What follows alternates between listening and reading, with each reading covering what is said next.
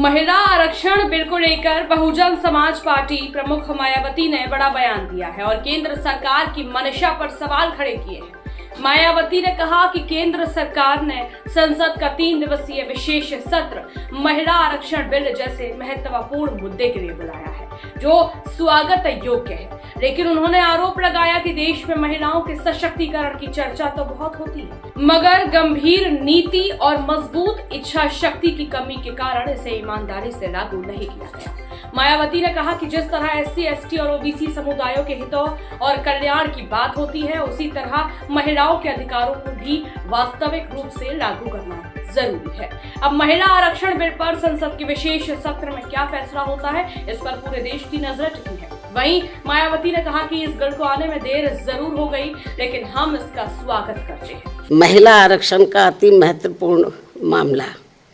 जिसके लिए केंद्र सरकार ने कल से संसद का 3 दिन का विशेष सत्र भी बुलाया हुआ है और इस संबंध में हमारी पार्टी का ये कहना है कि देश में बहुजन समाज में से खासकर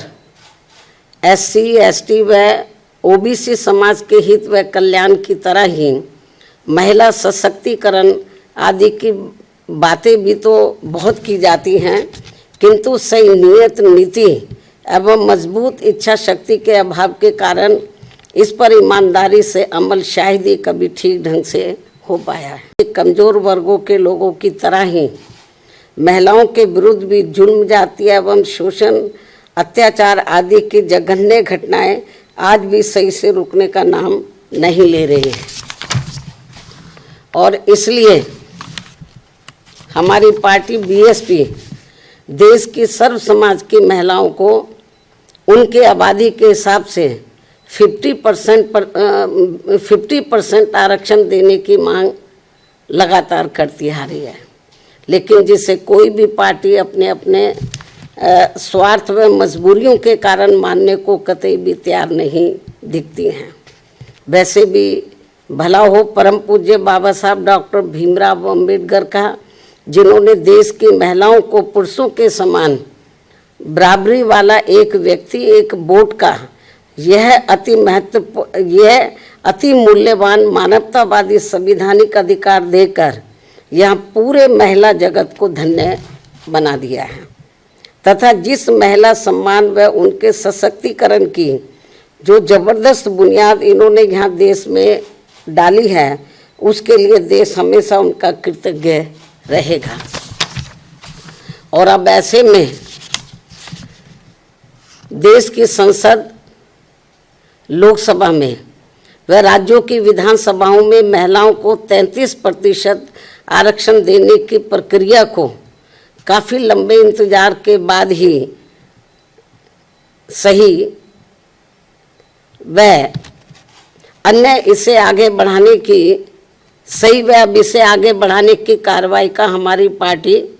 स्वागत करती है। हालांकि बहुत डिले है, फिर भी हमारी पार्टी इसका, चाहे वो डिले भी हो गया, फिर भी इसका वेलकम करती है, स्वागत करती है। वास्तव में महिला आरक्षण की असली हकदार शोषित व उपेक्षित वर्गों में भी खासकर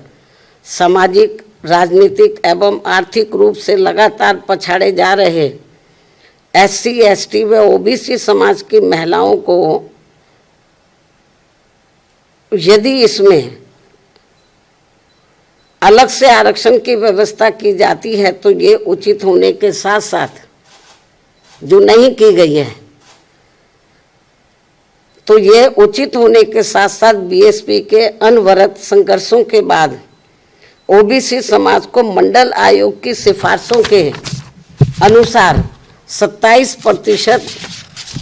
आरक्षण के लागू होने की तरह ऐतिहासिक भी जरूर होता। अब देश की नजर केंद्र सरकार द्वारा लिए जा रहे इस बिल पर है। देखना होगा कि क्या फैसला होता है।